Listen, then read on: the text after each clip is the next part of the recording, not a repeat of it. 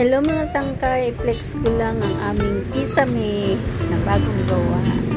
Ayan ang kisame namin before. Medyo natagalan bago na paggawa. Ayan. Napakainit dito sobra. At ngayon, ayan na ang aming kisame. Yan ang aking room. Salamat kay Jai. Siya yung nagpagawa nito. Ayan, mayroon siyang pin lights.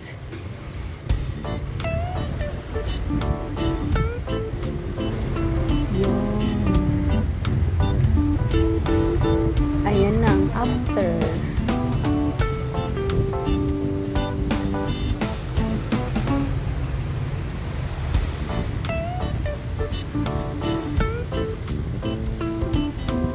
Salamat din sa mga gumawa, kay Manya at kay Galit.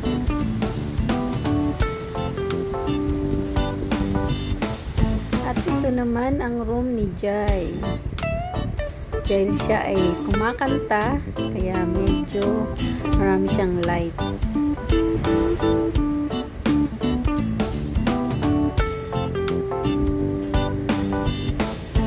Ayan, salamat guys for watching. Thank you. Thank you din kay Jai.